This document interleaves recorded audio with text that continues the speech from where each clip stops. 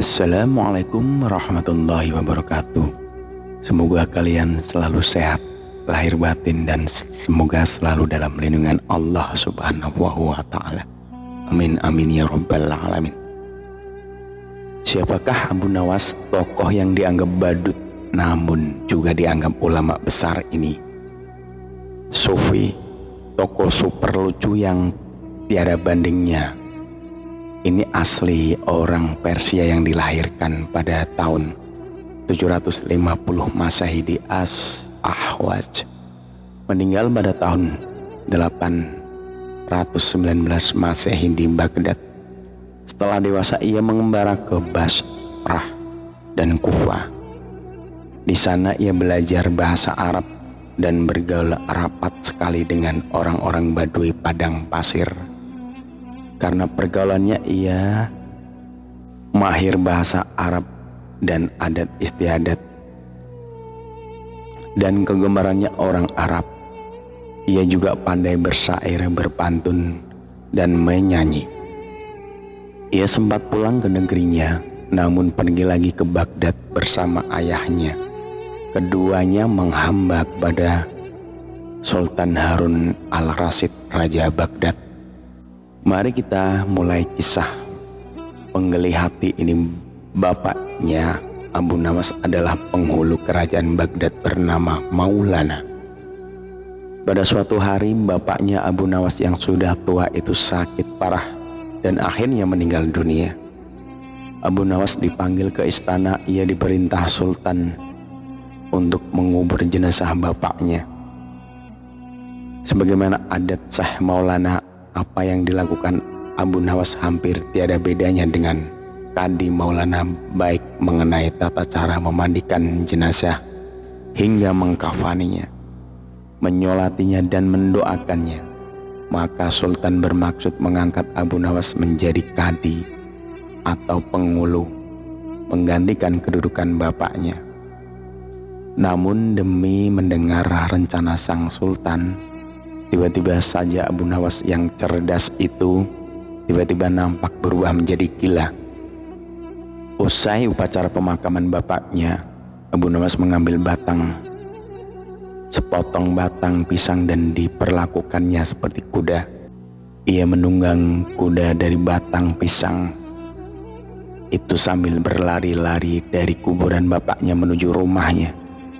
Orang yang melihat menjadi terheran-heran dibuatnya. Pada hari yang lain ia mengajak anak-anak kecil dalam jumlah yang cukup banyak untuk pergi ke makam bapaknya. Dan di atas makam bapaknya itu ia mengajak anak-anak bermain rebana dan bersuka cita. Kini semua orang semakin heran atas kelakuan Abu Nawas itu. Mereka menganggap Abu Nawas sudah menjadi gila karena ditinggal mati oleh bapaknya. Pada suatu hari ada beberapa orang utusan dari Sultan Harun al-Rasyid datang menemui Abu Nawas. "Hai Abu Nawas, kau dipanggil Sultan untuk menghadap ke istana," kata Wasir utusan Sultan. "Buat apa Sultan memanggilku? Aku tidak ada keperluan dengannya," jawab Abu Nawas dengan enteng seperti tanpa beban. "Hai Abu Nawas, kau tidak boleh berkata seperti itu kepada rajamu." "Wahai Wasir, kau jangan banyak cakap. Cepat ambil ini kuda ini. Mandikan di sungai supaya bersih dan segar," kata Abu Nawas sambil menyodorkan sebatang pohon pisang yang dijadikan kuda-kudaan. Si Wasir hanya geleng-geleng kepala melihat kelakuan Abu Nawas. "Abu Nawas, kau mau apa tidak menghadap Sultan?" kata Wasir. "Katakan kepada rajamu, aku sudah tahu maka aku tidak mau," kata Abu Nawas. "Apa maksudnya Abu Nawas?" tanya Wasir dengan rasa penasaran. "Sudah pergi sana, bilang saja begitu kepada rajamu," sergah Abu Nawas sembari menyaruk debu dan dilempar ke arah si Wasir dan teman-teman. Si Wasir segera menyinggir dari halaman rumah Abu Nawas. Mereka laporkan keadaan Abu Nawas yang seperti tak waras itu kepada Sultan Harun al-Rasyid. Dengan geram Sultan berkata, "Kalian bodoh semua. Hanya menghadapkan Abu Nawas kemari saja tak becus.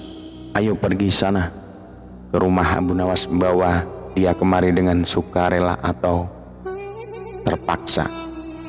Si Wasir segera mengajak beberapa prajurit istana dan dengan paksa Abu Nawas dihadirkan di hadapan raja. Namun lagi-lagi di depan raja, Abu Nawas berlagak pilon, bahkan tingkahnya ugal-ugalan, tak selayaknya berada di hadapan seorang raja. Abu Nawas bersikaplah sopan, tegur Baginda. "Ya Baginda, tahukah Anda?" "Apa, Abu Nawas?" "Baginda, terasi itu asalnya dari udang." "Kurang ajar kau menghinaku, Nawas." "Tidak Baginda, siapa bilang udang berasal dari terasi?" Baginda merasa dilecehkan. Ia naik pitam dan segera memberi perintah kepada para pengawalnya, "Hajar dia, pukuli dia sebanyak 25 kali."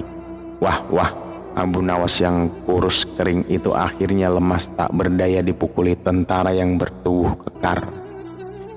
Usai dipukuli, Abu Nawas disuruh keluar istana. Ketika sampai di pintu gerbang kota, ia dicegat oleh penjaga. "Hai Abu Nawas, tempo hari ketika kau hendak masuk ke kota ini, kita telah mengadakan perjanjian. Masa kau lupa pada janjimu itu? Jika engkau diberi hadiah oleh Baginda, maka engkau berkata, 'Aku bagi dua. Engkau satu bagian, aku satu bagian.' Nah, sekarang mana bagianku itu?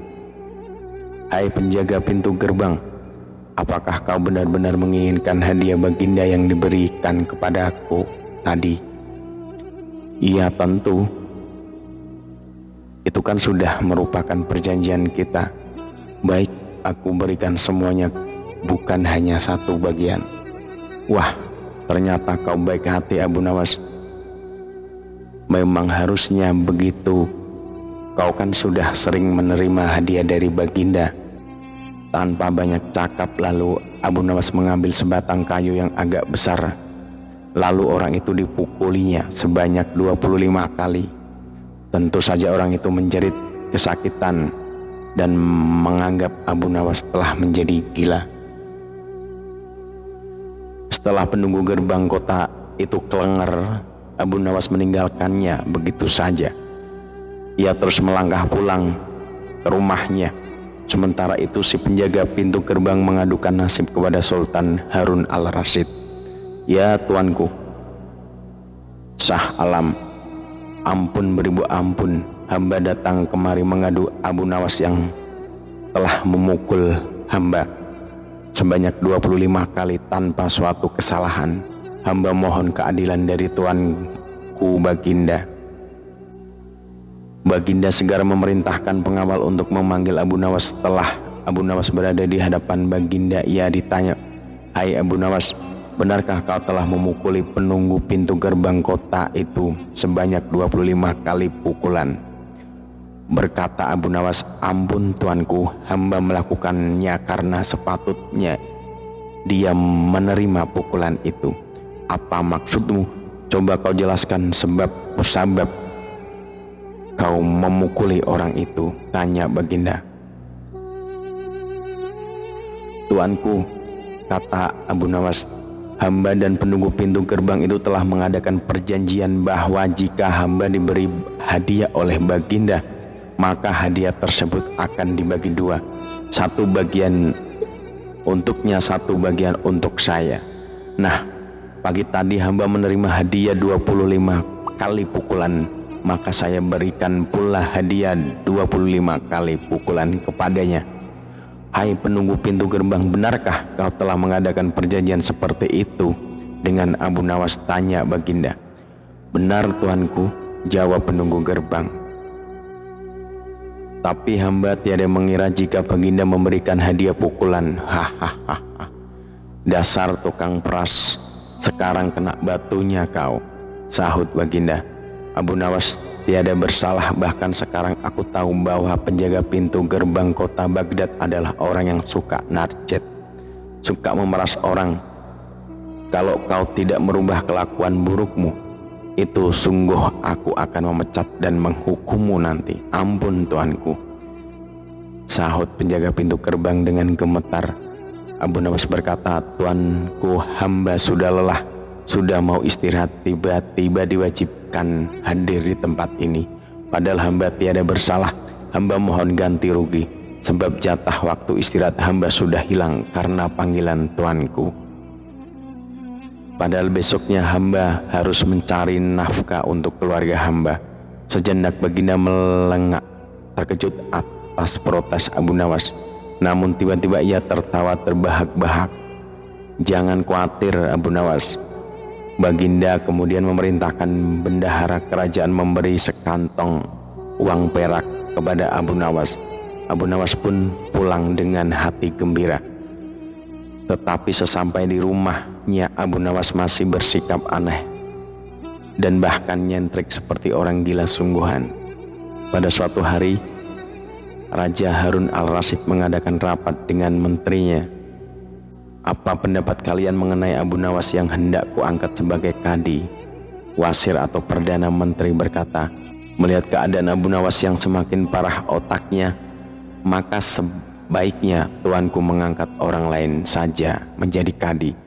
Menteri-menteri yang lain juga mengutarakan pendapat yang sama. Tuanku, Abu Nawas telah menjadi gila, karena itu dia tidak layak menjadi kadi. Baiklah, kita tunggu dulu sampai 21 hari, karena bapaknya baru saja mati. Jika tidak sembuh-sembuh juga bolehlah kita mencari kadi yang lain saja. Setelah lewat 1 bulan Abu Nawas masih dianggap gila, maka Sultan Harun al-Rasyid mengangkat orang lain menjadi kadi atau penghulu kerajaan Baghdad. Konon dalam suatu pertemuan besar ada seorang bernama Polan yang sejak lama berambisi menjadi kadi. Ia mempengaruhi orang-orang di sekitar Baginda untuk menyetujui jika ia diangkat menjadi kadi. Maka tatkala ia mengajukan dirinya menjadi kadi kepada Baginda, maka dengan mudah Baginda menyetujuinya. Begitu mendengar Polan diangkat menjadi kadi, maka Abu Nawas mengucapkan syukur kepada Tuhan. Alhamdulillah, aku telah terlepas dari bala yang mengerikan, tapi sayang sekali kenapa harus Polan yang menjadi kadi? Kenapa tidak yang lain saja? Mengapa Abu Nawas bersikap seperti orang gila? Ceritanya begini. Pada suatu hari ketika ayahnya sakit parah dan hendak meninggal dunia, ia dipanggil untuk menghadapnya. Abu Nawas pun datang mendapati bapaknya yang sudah lemah lunglai. Berkata bapaknya, "Hai anakku, aku sudah hampir mati, sekarang diciumlah telinga kanan dan telinga kiriku." Abu Nawas segera menuruti permintaan terakhir bapaknya. Ia cium telinga kanan bapaknya, ternyata berbau harum, sedangkan yang telinga kiri berbau sangat busuk. "Bagaimana anakku, sudah kau cium?" "Benar bapak." "Ceritakanlah dengan sejujurnya baunya kedua telingaku ini." "Aduh pak, sungguh mengherankan. Telinga bapak yang sebelah kanan berbau harum sekali, tapi yang sebelah kiri kok baunya amat busuk." "Hai anakku Abu Nawas, tahukah apa sebabnya bisa terjadi seperti ini?" "Wahai bapakku, cobalah ceritakan kepada anakmu ini." Berkata Syekh Maulana, "Pada suatu hari datang 2 orang mengadukan masalahnya kepadaku.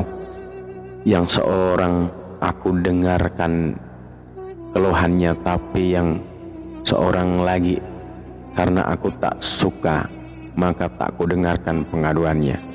Inilah resiko menjadi kadi. Jika kelak kau suka menjadi kadi, maka kau akan mengalami hal yang sama. Namun jika kau tidak suka menjadi kadi, maka buatlah alasan yang masuk akal agar kau tidak dipilih sebagai kadi oleh Sultan Harun al-Rasyid." "Tapi tak bisa tidak, Sultan Harun al-Rasyid pastilah tetap memilihmu sebagai kadi." Nah, itulah sebab Abu Nawas pura-pura menjadi gila hanya untuk menghindarkan diri agar tidak diangkat menjadi kadi. Seorang kadi atau penghulu pada masa itu kedudukannya seperti hakim yang memutus suatu perkara. Walaupun Abu Nawas tidak menjadi kadi, namun dia sering diajak konsultasi oleh sang raja untuk memutus suatu perkara. Bahkan ia kerap kali dipaksa datang ke istana hanya sekedar untuk menjawab pertanyaan baginda yang aneh-aneh dan tidak masuk akal.